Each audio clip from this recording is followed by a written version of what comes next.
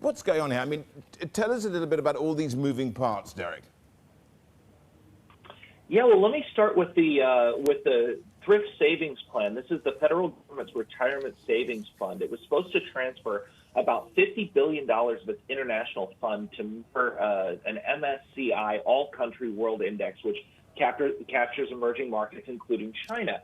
But the Trump administration moved Monday night, U.S. time, to block those investments, telling the Labor Department to knock it off. And now this is sort of an opening salvo in trying to get the U.S. to not invest in some of these Chinese markets. It's a bit of a shot. It's not the world's largest shot, but it's definitely an unambiguous shot.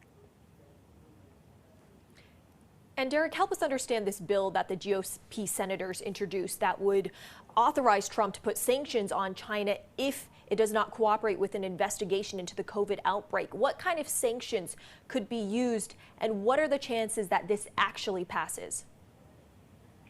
Yeah, let's put this into a little bit of context. There's a lot of new legislation that's coming out responsive to coronavirus, and some of the stuff that's responsive to coronavirus is trying to increase pressure on China specifically. This one is sponsored by Republican Senator Lindsey Graham. He's a golfing buddy of Donald Trump's, close, tight ally, so that's important to note here.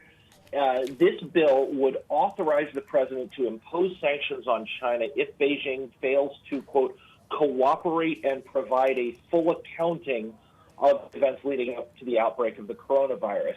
It's a measure that gives the White House some amount of ability to do something rather than kind of directing them to do something specific. But what you should read this bill as is not necessarily here's the mechanics of how it would work, but is a very clear measure to try and escalate pressure on China to disclose more information than U.S. lawmakers believe that China is willing to do right now. You've also seen similar pressure tactics with a Senate-passed measure seeking to get Taiwan to regain WHO status. That was another sort of thing where the U.S. lawmakers are trying to increase pressure on China.